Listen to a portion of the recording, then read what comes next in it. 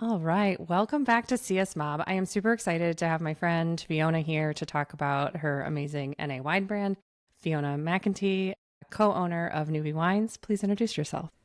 Thank you so much for having me.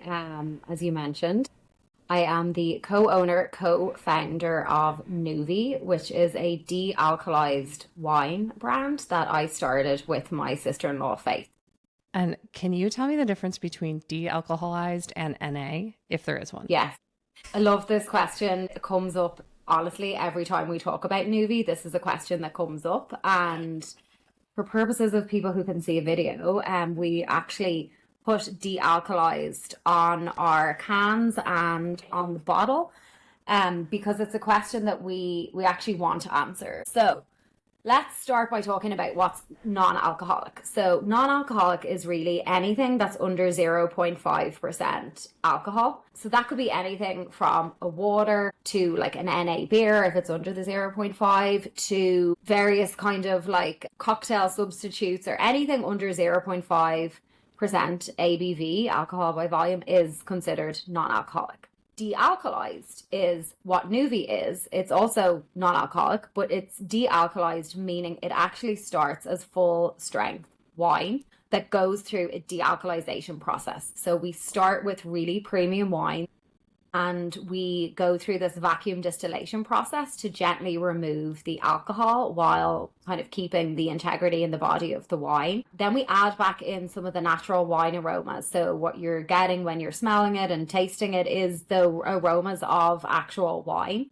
So there's a slight amount of those wine aromas in there, but it's under 0.5%. So ours is both de-alcoholized and non-alcoholic, but this question comes up all the time. There are also like a lot of, or I guess some products in market that are kind of, they're appearing like they're a de-alcoholized wine, but they're actually based in tea or juice or sometimes sometimes like sparkling water with a high amount of sugar. So technically they're a non-alcoholic white, but they're not de-alcoholized wine. So we try to make that distinction. Is that why yours tastes better and the other ones taste like vinegar? You know what? Yes. Ours tastes like that. The whole goal with starting Nouvie was we love wine. We absolutely love wine. But both myself and Faith have two kids. We are busy living our lives. I am like a non-stop Uber driver for my kids and sports and all sorts of things Because they going play on. every sport. They do, to be fair. They play every sport. So that means my weekends are essentially like driving all around the Chicagoland area for all these games. So point being, a hangover or just feeling a bit groggy is not really fitting in with where I am in my life right now. So as much as I love wine, as I've been saying, it doesn't love me back. It doesn't love us the same way back. Yeah. So we just wanted that wine experience without the negative effects of the alcohol. And to be honest, we weren't even sure if it was possible to do because we tried a lot of the options in the market to just find one that we liked. As you mentioned, some of them have a weird taste, a weird smell. Some of them that we thought were okay were just so high in sugar. And then on the flip side, we were seeing what was happening in the beer space where there's like NA Guinness, Guinness Zero, other types of beers that are so close. Yeah, so good. And so close to beer. So we're like, is this even possible? Like, if this is possible, this is going to be amazing. So we went off on like a 4-year mission essentially. And the result is de-alcoholized wine that really tastes like wine, has no added sugar, no juice, really low in sugars and calories. Like the whole can here that you see is 40 calories and 3 grams of natural sugars coming really from grapes. That is why ours tastes like wine and tastes, I think, I'm a little biased, but based on the tastings I did this week with like probably over 1,000 people, I think it's the best NA/de-alcoholized wine on the market. I mean, I've taken around to parties and everyone's like, I don't really want to try it. I'm like, no, please just take a sip. And they're all like, well, this is good. And I was like, I'm not like pulling your leg here. Yes, it is good. Yeah. Yeah. So Those people are my Columbus. favorites, the skeptics. I'm like, ooh, let me like, and I just say, look, have an open mind, right? And to be honest, I don't blame people for having skepticism because they've either tasted some bad substitutes or just the idea just doesn't sounds a bit weird, right? You're like, what is a de-alcoholized wine? But I just say, like, have an open mind, just like try it and see what you think. And the reaction is like phenomenal. Like we did this big event in Chicago this week where we probably sampled to like 500 people, but I wished we had a go. We were like, oh, we need a GoPro, because there was this one man who was literally jumping up and down. He's like, oh my God, oh my God. And everybody's like, this tastes like wine. And we're like, yes, we know, because we love wine. So that's exactly the reaction that we honestly get all the time. And it is so fun for us to share something that is so, something that we feel like is really wanted in the market, and something that honestly is better. We don't hate on alcohol. Like I mentioned at the start, we love wine, but it's people are looking for alternatives for different occasions, like during the week or maybe in between even glasses of like full strength wine. So we're just thank you for bringing Nouvie around your friends. I'm excited that they're getting to try it. It sits in our office, and my team was like, can we try it? Can we try it? And we finished a retreat, and I was like, okay, like now let's pop a bottle. And they were all very impressed. So they might be ordering some on their own too. Oh my gosh, thank you. So happy to hear that. Yeah. But okay, so this is not your first business venture. Is this Faith's first foray into business ownership? No, it's actually not. So both of us have had previous business ownership experience. And honestly, I feel like that has been, I think, a key to our really solid foundation. So we both are coming to Nouvie with very different, albeit complementary skill sets. So my background, as you know, but your listeners have no idea who I am, right. So I will tell. So I've been a lawyer for nearly 20 years, but also have set up and run a law firm, an immigration law firm called McEntee Law. So, and then I've also owned other businesses throughout that. I set up a blowout salon in Chicago with my mom, because that's my mom's industry in Ireland, and I worked in that industry, in the hair and beauty industry. So did that, and had the firm for a long time. It's still going. My brother's leading it now. Faith's husband, my brother, so she's my sister-in-law. And then on her side, she brings like the most incredible, like, that's just right. She runs marketing. Yeah. So she runs her own marketing, digital marketing, like social media, like branding agency. So she has literally built brands for all of their, for companies and for different types of, in fintech. She's worked with, with malls and with like customer engagement and done all these incredible things. And as we were setting up Nouvie, I was like, Faith, imagine you could use your skill set for your own company, like doing the creative stuff that you love to do for your clients for us. And when I tell you, she is incredible.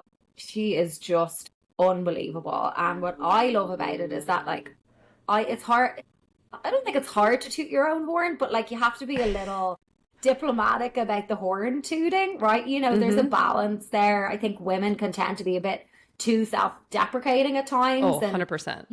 And like we're probably overly concerned that people are going to think we're bragging or whatever, but it's so much easier to toot somebody else's horn. And so when we're at events, like I get to talk about, the beautiful design of the can that Faith worked on, where she, worked with a custom illustrator to like put a lot of intention and, sophistication behind everything that we do in Nouvie. So it's been really fun getting, our, I think, different experiences to combine together in ways where I can like think of something and then Faith can like help to like execute it, or she can think of something and kind of execute it herself. So we bring that really, I think we're a good team, really. Did you like set out when you started it, like Faith, you own marketing and I own like the legal of like, how do we import this and how do we ship it? Like, did you have that discussion, or did it naturally kind of just evolve because you just have such a good relationship? I mean, I think it was a bit of both. I think we both knew what we were bringing to the table. And I think that that's the benefit of being a second or third time business owner. Like you kind of know where your strengths are and where, your not so, strong points are, right? I'm not going to say they're weaknesses, but you're just better at some things versus others. So, like we're applying for like a ton of like grants and pitch contests, and like they're quite lengthy applications. There's a lot of like detail, minutia. Maybe it could be revenue, it could be a lot of writing involved and things like that. So like I am actually surprisingly really good at paperwork as a lawyer. I'm like, yourself. So weird. So odd that we would be good at writing and stuff. So I feel like, and Faith is also incredible at writing. She studied creative writing, but like I can do that part of it. And we have a lot of verbiage that we've created as well. So I can kind of get all that ready and I'll say, Faith, this happened this morning. I'm like, I need a 4-minute video from you. Touch on these points. She sends it to me. I put it up into YouTube, submit it to the grant application. So like we kind of, we knew what we were bringing to the table. And it's not to say that our lanes don't overlap in certain ways. Like I feel like lawyers also, we don't give ourselves enough credit for being creative, especially as business owners. You have to think of like marketing strategies. You need to think of like, who we're speaking to as clients. We need to really think outside the box. We're not just wearing our lawyer hats, we're wearing our business owner hats as well. So so there's definitely an overlap, but I feel like we both knew what we were bringing to the table. And do you know what is so weird? And this is another thing that how many lawyers say, oh, I'm terrible at math because I'm a lawyer? Like it's like everybody, My entire office everybody says that. Yeah. Okay, I'm doing math all day long. Like it's like the amount of math that I end up doing, it's like, okay, like even for the event this week, it was like, okay, we have to serve. They told us just to prepare for 500 samples. Okay, we have the bottles, which are, 8.4 fluid ounces. Okay, well, if we're serving 1 ounce cups, and this is kind of the stuff that I end up doing. Or like, how many pallets do we have? And like, if a container can fit 21 pallets, how many? This is the kind of thing I'm doing. Like, this feels like an AP exam. Like, but, I know. And honestly, thank God for like certain AI resources. Not that they're always right, but I'm just like, it's helping me a bit with those types of things. But yeah, you end up doing way more math, I think, as a CPG, a product-based founder, than I've ever really have to think about before. So well, that's what I was going to ask. Like, what's the difference? Because you and Faith were both in a service-based role, and now you have something like a commodity that you have to like store and ship and do. Like, what was the biggest like learning curve going from service-based to commodity-based? Yeah, that is such a great question, and that is something that we always say to people that we both did, and the fact that you obviously like figured that out, that it is different in terms of like industries as well. It's not that we're just living in a different type of like lane. We are going from, you have your laptop as a lawyer, you have your malpractice insurance, your law license, you have all that ready to go. Same with Faith with digital marketing. Product is like a whole new ball game, right? It is like, how do you make the thing?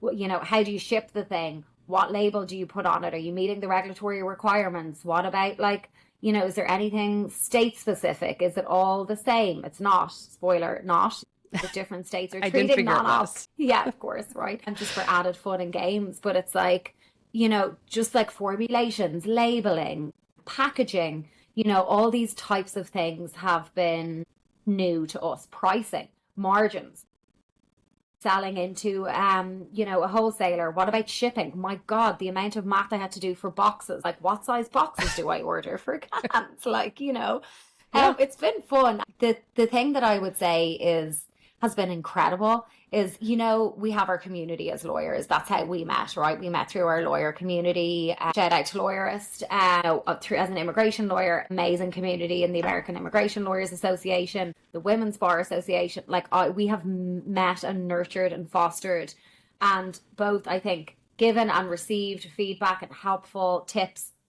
through our lawyers community. And the great thing for us has been like those communities exist for like CPG, which is consumer packaged goods, for those types of founders as well. And so we found those types of communities, and we just went to an event. Faith laughs at me, says that I should be on commission for this group that I always talk about. It's called Startup CPG. And if the founders hear this, hi Daniel, and like I'm always promoting it. It's a free community for CPG founders, and it's a Slack channel. There's 35,000 members. People are so helpful. They do events. We just did a sampling event yesterday where we met all these incredible grocery stores. They came, and so you don't have to have all the answers, right? You don't even need to necessarily know where to get all the answers or how to figure it out. You just need to find community of people that are kind of like-minded and will help you. And like that has been, I think, the key to our success so far. I think that's brilliant because it's undervalued. Like the amount of help people will give you if they're in the industry, just to Yeah, say like, oh, you're new here. Let me tell you like the 5 things I didn't know when I started that are going to be absolutely. important. 100%. Yeah. Yeah.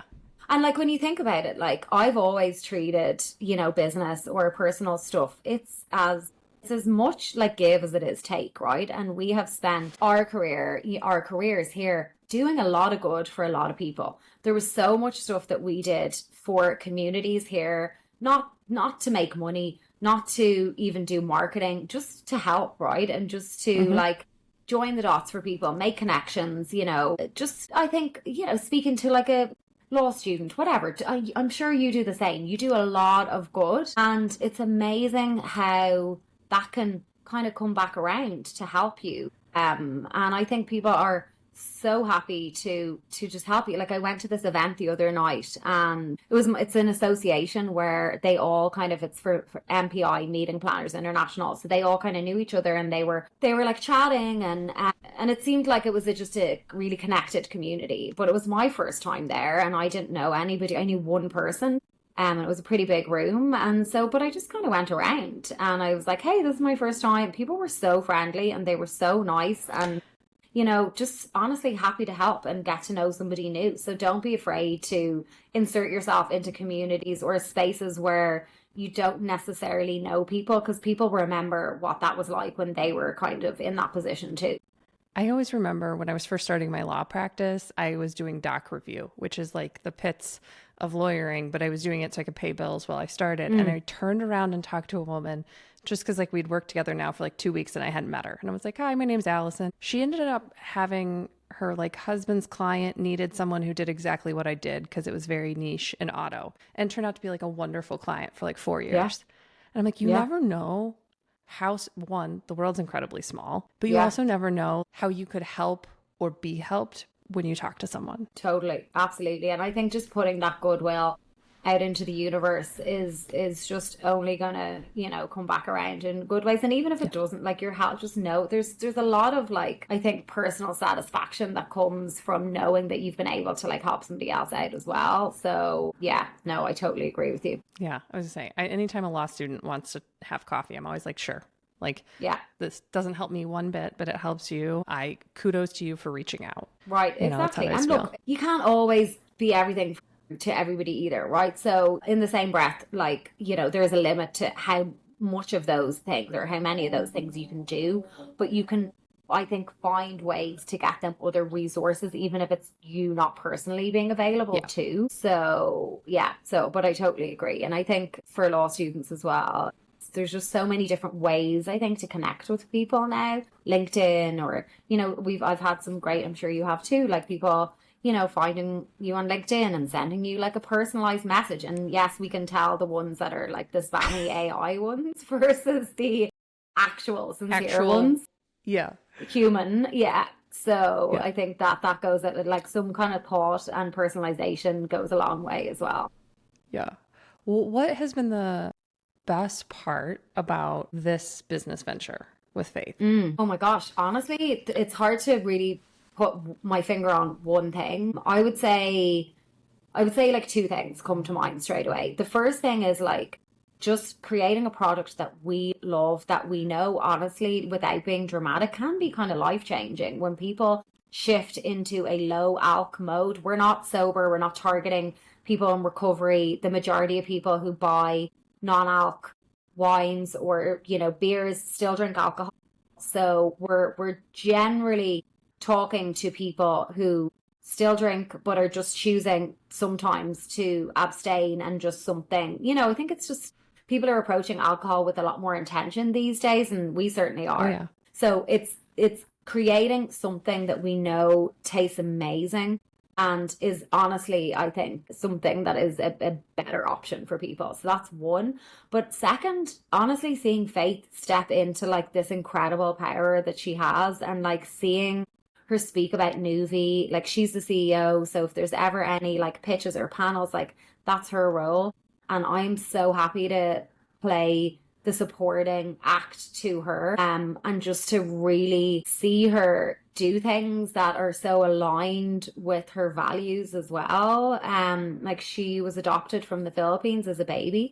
And for the whole month of April, we're donating a portion of the proceeds from our sales on our website to the Inclusion Initiative, which is an adoption conference that Faith went to for the first time last year. And she just got I don't want to speak for her, but she did say, you know, she basically was like, these were conversations that I was having in my head, but having spaces to share these things, you know, and just our whole company, Nouvie, is rooted in just inclusion and like having a seat at the table, no matter what's in your glass. And we think what's in your glass should be something fabulous and like non-alc for those times. But regardless, everybody deserves to feel included and have that, you know, sense of belonging. And so that's like a really core part of us. And so seeing Faith, you know, just do those types of things, or just like get into this creative thing, and you know, that's been amazing for me to see that. It's fun to see people like just really excel, like whether it's your business partner, your sister-in-law, an employee, like that is fun. I think. I love that. And I think I love that about, like, I've always loved that about, you know, kind of leadership roles in different ways. Like sometimes, and I'm not saying I saw this in Faith, but like sometimes people can see things in you that you can't necessarily see in yourself, or they can create spaces that enable you to really play to your strengths in ways that you might not have kind of anticipated. And again, I'm not saying I created all these spaces for Faith, but together we have created a company that really enables both of us to kind of show up and really bring the best parts of ourselves to the brand and build it with intention and meaning. So all of that together has just been just such a joy, and like we're only getting started as well. Yeah. Right, because you started in bottles, you're now in cans because of summer and hopefully stadiums, right? Yeah. Yeah. Mm-hmm. Yeah, exactly. Yeah, I know. I'll be buying some for golf season, so don't worry. Oh, yeah, that's right. Have you and Faith run into any, I'm going to say walls or interesting different experiences because you're a women-owned wine brand? Because I know that is few and far between in the alcohol wine brands, let alone de-alcoholized. I don't know. I mean, because I don't know that there's any, not that I've really been aware of, but I think I've been like a woman in business for so long that I'm not seeing anything that's like been inherently, you know, walls against us because we're women. If anything, I actually feel like we've seen a lot of support on the women kind of business owner side of things. I feel like, you know, there's some great initiatives. I know we're in a time of what DEI is like, you know, apparently blasphemous or whatever, right? Ridiculous. But I think that there's still, you know, in being in a city like Chicago, like we really celebrate our like diversity, we celebrate entrepreneurship from immigrants. Faith and I are both immigrants. As I mentioned, she's from the Philippines, I'm from Ireland. And that's like a core part of our company as well. So if anything, I feel like we've been able to really find spaces that celebrate that part of the company. And we just applied for our women-owned and minority-owned certifications. As I mentioned, Faith's the CEO. Yeah, so both of those are pending. And talk about paperwork. I was like, okay, reporting for duty. I'll do all the paperwork. It's a lot of paperwork. I was like, this is my lane though, I can do this. So honestly, not barriers in terms of being like a woman. I feel like people are just honestly like curious and like excited to hear our story, because it's like we both come from these like diverse careers as well to this. And I'm not saying that I look like, you know, haggard and like ancient. However, I think people can tell it's not, I've done something before this. It's like, not your first rodeo.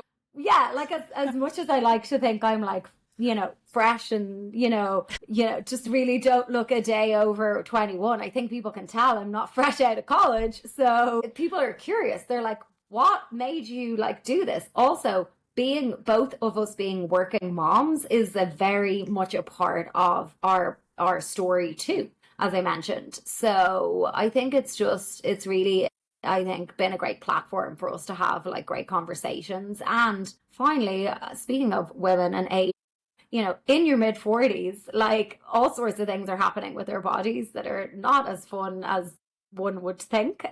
So thinking of like perimenopause, menopause, all sorts of stuff that like actually biologically as you age, your body is just less able. Like I get like the going back to the wine loves you, but or you love wine, but it doesn't love you back. It loves you less back as you age.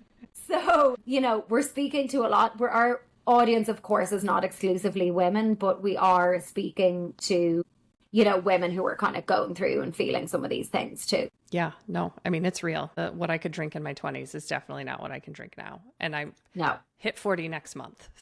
Yay. Yeah. Roll on the 40s. Yes. Yeah. All right. Well, we could talk forever. The last question I ask all of our guests, so just to wrap it up, is what's one piece of advice you have for someone who might be thinking about starting a business, a de-alcoholized wine, and a cocktail, anything like that? Say, trust your instinct. For us with Nouvie, we felt that there was something missing in the market, and we felt like before we even knew how to do any of this, we had the idea and we thought the idea was good, and we came up with the name, we got the name trademarked, which I posted about on LinkedIn, and a lot of people commented on that. I would say that is a great tip that you should probably prioritize if you feel like you're going to start a business and you're going to kind of go down that road. Start to think about branding, name, trademark, those types of things, because you don't want to get too far down the path and inadvertently be violating somebody else's trademark or have to rebrand. That is especially important with product-based businesses where this is a digitally printed can that was not cheap, right? If we had to change the name, that would be just a disaster. So just thinking about things like that if you're going into the product business. But I would say like trust your instinct. And that kind of goes just across the board with people, with like ideas, timing, things like that. And I feel like a lot of times like our intuition kind of guides us in certain ways. And so I've always tried to listen to that. And like I have done one of the, we've probably done it too, those like personality assessments like in Lawyerist, where I was like, oh my God, I sound like a terrible person. But it's like, I'm impetuous. I know this. I am like, I kind of like jump in without having all the information. And I think that is probably a personality trait of entrepreneurs, where we have an appetite for risk, and so trusting your instinct, but also thinking about it too, right? Nouvie was like a 4-year thing in order to get the product developed. We were thoughtful and we were really deliberate as well when we decided that we wanted to do it. So a whole lot of advice there for what any of that is worth. It served me well, but certainly not one tidbit of info. Few there. No, that's awesome. Well, thank you so much, Fiona. We'll put in the show notes where anyone can buy Nouvie. Thank you. Yay. Thanks for having me.